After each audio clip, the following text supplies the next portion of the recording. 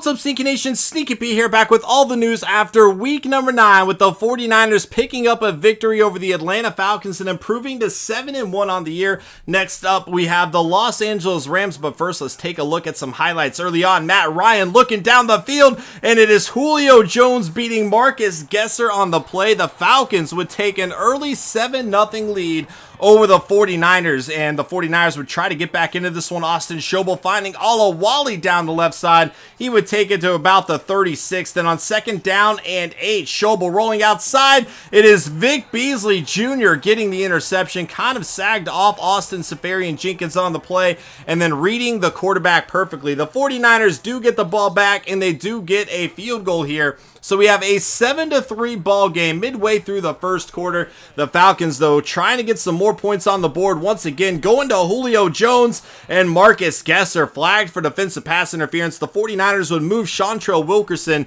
onto Julio Jones at that point, but the Falcons going to get a field goal and take a 10-3 lead over the 49ers. Falcons, though, looking to score again. It's tipped into the air by Demetrius McCray, and Chantrell Wilkerson will come down with the interception for the 49ers defense. The Falcons do get the ball back, but they have to punt it away. It is Kirkland Marion trying to make something happen here, and he had a big day in special teams. On the outside, nobody gonna catch him, and Kirkland Marion will tie the ball game up 10-10 with a punt return for a touchdown, 73 yards on the play, and we have a tie ball game. The 49ers do get the ball back, looking to make something happen. Austin Schobel gonna find Shaquan Fryer, and nobody will catch him. Fryer down the left side of the field. That is a touchdown for the 49ers, and we have a 17-10 ball game after the 66-yard play.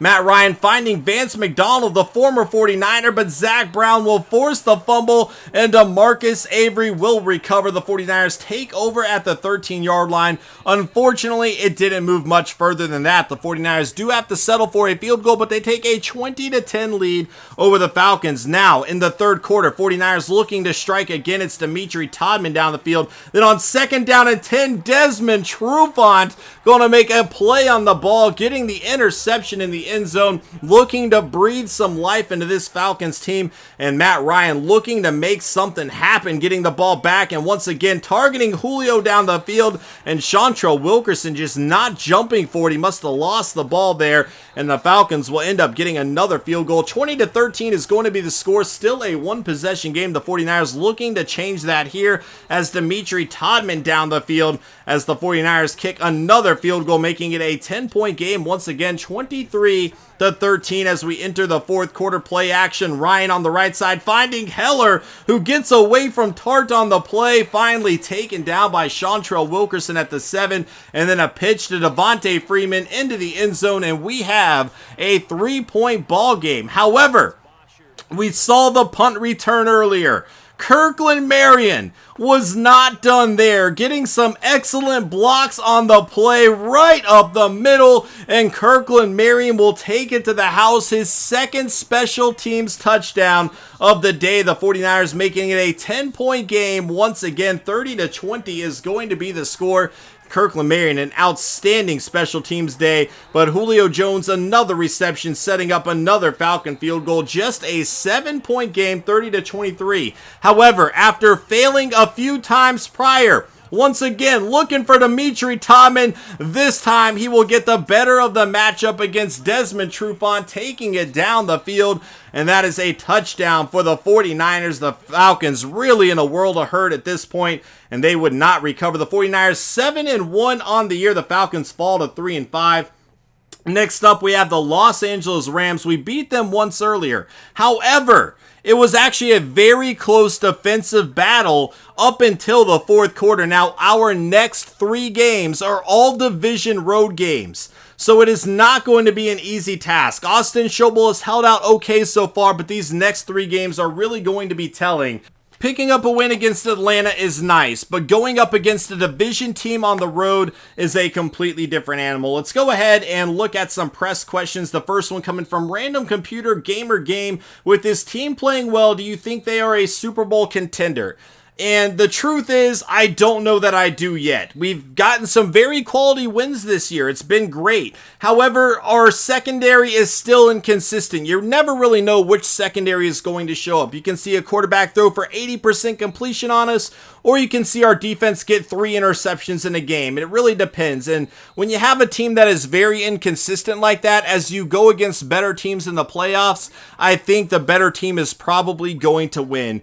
And the other thing is, a lot of our players don't really have playoff experience yet. I do think that would actually hurt us in the playoffs. But I think we are looking good to make the playoffs this year, and if we can continue to hold on strong, I think it's possible. But again, missing Cody Kessler for so much time is certainly going to be an issue, and with these next 3 games, all division road games, we'll have to see how we respond. The other question coming from Tony Halgren, thoughts on Aaron Lynch and his hot start to the season? Aaron Lynch has been playing outstanding, finally living up to what we expected from him, and he earned that contract that we signed him to, so I've been very happy with him.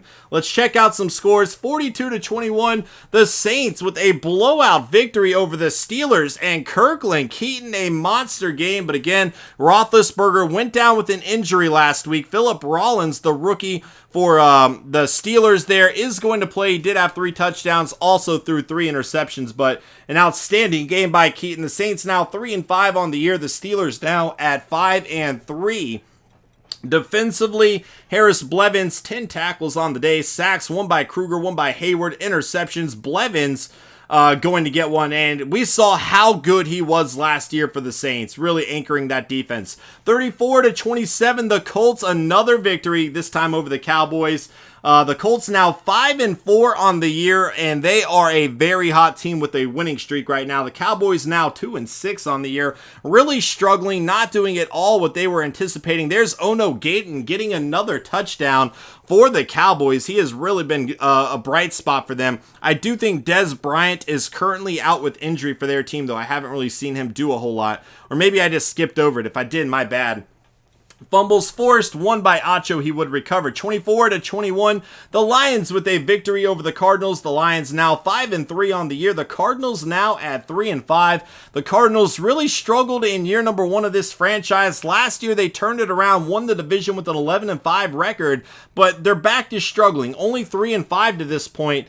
And they got to find a way to turn things around, otherwise they could fall too far behind to make up for it. Philip Muhammad did have 2 touchdowns in this one. We really have not seen his number called a whole lot, though, for the caliber player that he is. Interceptions, 2 by Tahir Whitehead, and then fumbles forced and fumbles recovered, 1 by Chekwa. It would not be recovered. 31-28, the Titans with a victory over the Jets. The Titans now 3-5 on the year. The Jets are now 0-8, continuing to struggle and looking for that number 1 overall pick right now. They could definitely use it. You're going to see Bullet have a good game in this one. And really, he has not been as consistent as I was hoping when we saw him drafted in the first round. But maybe this game will help him get going. Of course, it was against the Jets, who are again 0-8. But right now, the Titans at 3-5. They need to turn their season around too. 28-13, the Panthers with a victory over the Bucks. The Panthers now 5-3 on the year, continuing to hold that division lead. The Bucks now at 3-5. 2 touchdowns, 124 yards for Abdullah on the ground. Crowder with 6 catches. Rodgers with 6 catches. Defensively, you're going to see Watkins lead the way with 9 tackles, sacks, 2.5 by Ely, 2.5 by Shaq Thompson, 2 by McDonald there. Interceptions, nothing taking place. Fumbles forced and fumbles recovered, and nothing going on there either. 45-42, the Dolphins with a victory over the Patriots here. The Dolphins now 6-2 on the year after bringing over Drew Brees. The Patriots now 4-4 after going 11-5 last year. They have not been as good or as consistent this year. And with the Dolphins bringing in Drew Brees, all of a sudden they are looking like the favorites within that division. Definitely an intriguing matchup here, and something we will have to follow throughout the rest of the season. Westbrook's a guy I scouted a lot, had the 1 interception for the Dolphins there. 31-24, the Browns with a victory over the Chargers. The Browns now 2-6 on the year. Houston Church not even throwing for a touchdown, though. The Chargers now 3-5, but the Browns getting 4 rushing touchdowns on the day, certainly helping them out. Donquell Dawson, the first round selection, with 104 yards and a touchdown there for the Chargers. Defensively, we've got Kindred leading the way in tackles, sacks, won by Newsom, Atachu, and Agba, and then interceptions, nothing taking place there. Fumbles, we are going to have a lot of fumbles forced, one recovered by Agba on the day. Next up, 41-20, the Jags with a victory over the Raiders, and the Jags now 6-2 on the season. Blake Bortles, another monster game for him. The Raiders continuing to struggle now, 4-4 on the year. Not bad, but you were really expecting this team to take the next step, and it does not appear to be happening just yet. Plenty of season left to go, but with the Broncos running away with that division, every loss certainly is going to hurt the Raiders at this point, and they are going to have to find a way to start getting wins. I think that's 2 losses in a row now. Interceptions, Jalen Ramsey with an interception, Warlow with an interception. Fumbles in this game, and 3 fumbles forced, only 1 recovered by Akeem Spence, 45-42, and another shootout here. The Bengals with a victory over the Ravens. The Bengals now 4-5 on the year. The Ravens now at 1-8, and we saw a good game by Joe Flacco, but just really not getting help from anybody. Especially their defense has really fallen off at this point. Howard Finner with 10 catches on the day. We see his brother Parker Finner with the Steelers a lot. He had an outstanding game there, though. It's nice to see him pick it up. CJ Mosley, 17 tackles on the day. Going to have a bunch of sacks. Interceptions, 0. Fumbles, what kind of turnovers, and just not much defense being played. Smith would recover a fumble, though. 31-21, the Broncos with a victory over the Texans. The Broncos now 7-1 on the year. The Texans now at 4-4. As we take a look at the stats, receiving the ball, Emmanuel Sanders, 9 catches, 139, could do another touchdown. He had 2 last week. Really starting to emerge as a playmaker for the Broncos offense. J.J. Watt and Lenny Diggs, each with 2 sacks. Lenny Diggs, the second-year pro. Interceptions, 0 on the day. Fumbles forced and fumbles recovered. And we got nothing going on there either. 33-26, the Bears with a victory over the Packers. And look at this.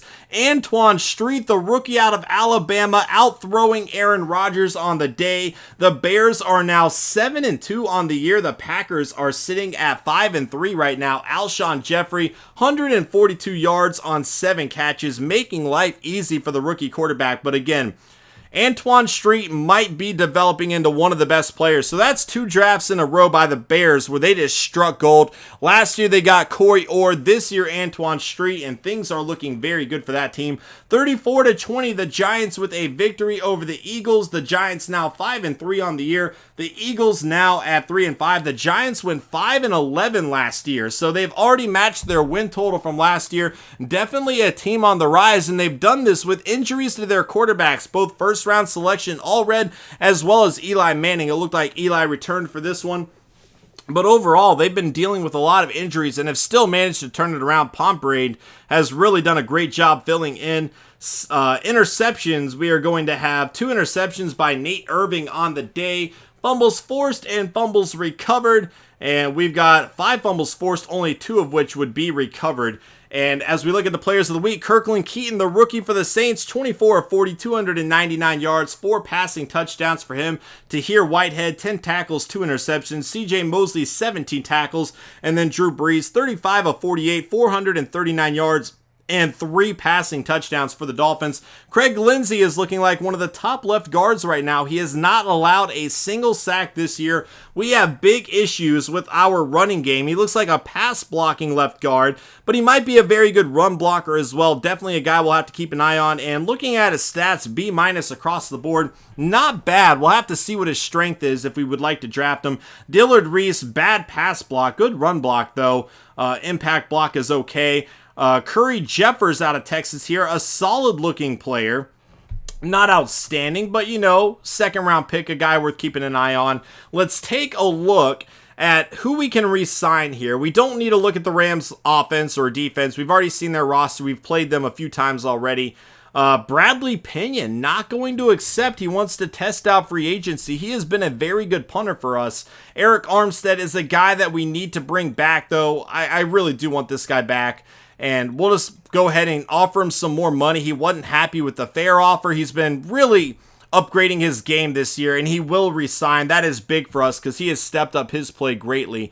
Trent Brown. I don't know what I want to offer this guy right now, to be honest, because I don't want him on a 4-year deal, but I'd like to have him back if nothing else as a backup. And he's just not having it at the moment. We'll continue to try.